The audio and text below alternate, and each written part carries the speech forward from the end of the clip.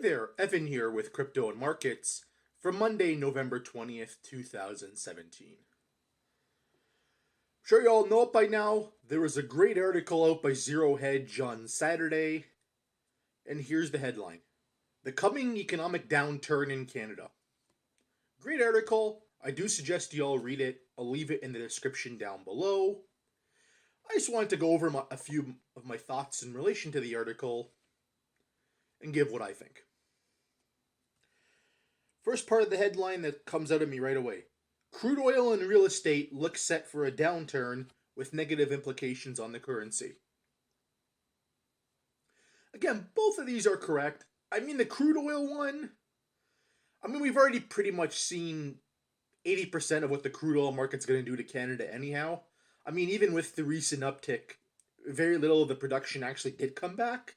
So, again, the crude oil side, I think a lot of it's already done. Real estate, I think a totally different story. More on that in a second. A quick little point here on the crude oil side.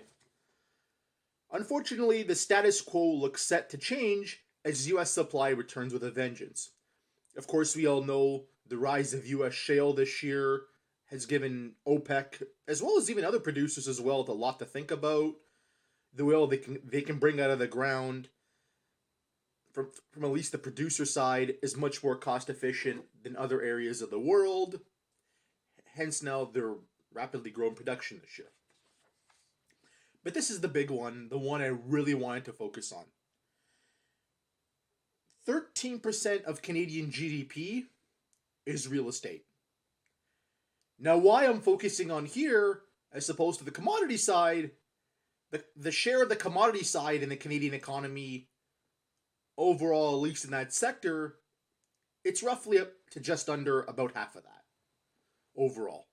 In Alberta you have the oil industry, and there's some other metal mines in the northern part of some of the other provinces. But again, all that only makes up about 6% of the economy. Real estate makes up about 13%.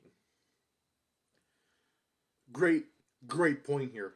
Again, that's the reason why I focused on Canadian housing. I know with mostly a Toronto and Vancouver focus, but of course those are our two biggest markets.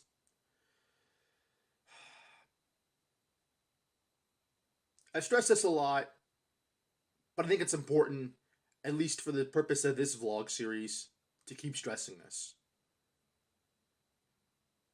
And here's the thing. Even with the detached markets in Vancouver, or even the condo markets in Calgary for that matter, in correction territory, one, many other markets haven't even seen a correction yet. And two, we haven't even seen foreclosures yet. And think about it. Of course, in Vancouver, you've had the condo side, which has been absolutely bananas. But again, as Steve Soretsky mentioned in his video on Friday, I'll link it down below. It was a great video this week, by the way, Steve. Congratulations on that. Thumbs up from here, buddy. Anyhow, there's a lot of condo supply that's about to come online, probably in the next 6 months to a year in Vancouver. Here's what you have to remember there, and why don't get suckered into the headlines. Remember, the foreign buyer's tax kicks in when there's officially a land title. Now, all the condos that are bought 2 or 3 years offshore on the pre-sale side, if they don't unload them, the 15% foreign buyer's tax is going to apply. So what's going to happen here? You're going to see a lot of people, with especially these big gains we've had this year, are going to want to flip out. Obviously, right? They're up in their investment. They're up a ton on their investment in only 2.5 years.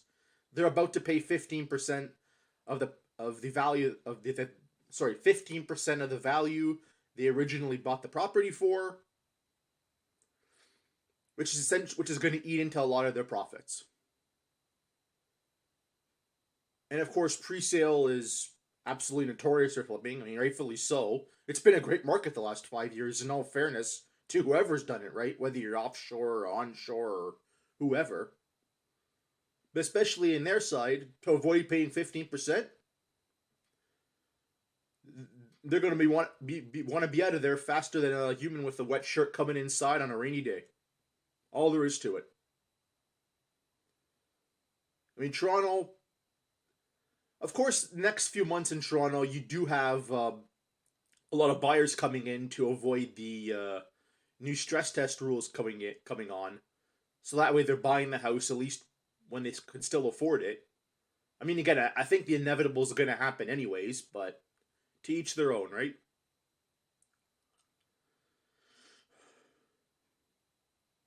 But anyhow, to go ahead and conclude the video,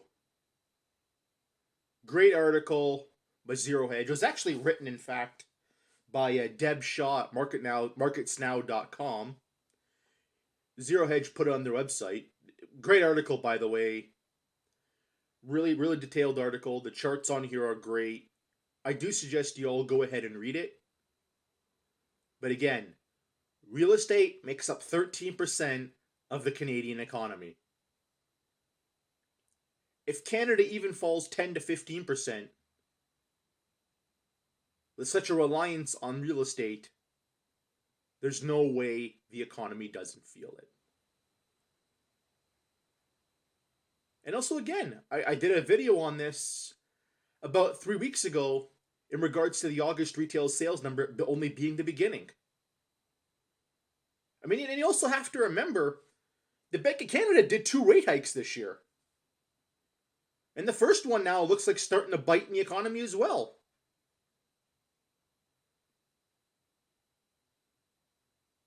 I mean, as I said, the Bank of Canada really screwed this one up.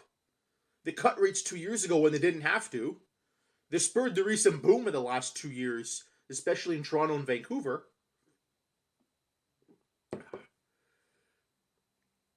And they go ahead and hike to basically admit it's a mistake. And look at the damage it's already done. Everyone, there's more to come here. When we start seeing the foreclosures, that's when it's going to really get bad. And we haven't even seen that yet. So again, just simply to put it in closing, please read the article.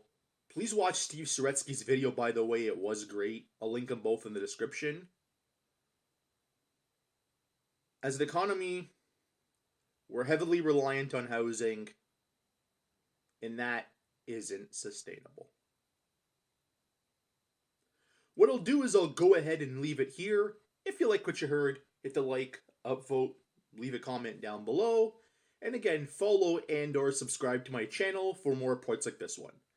And again, before acting on any advice I give in any of these videos, please consult your financial advisor.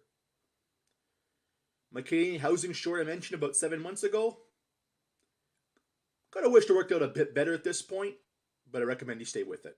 Have a wonderful day, everybody.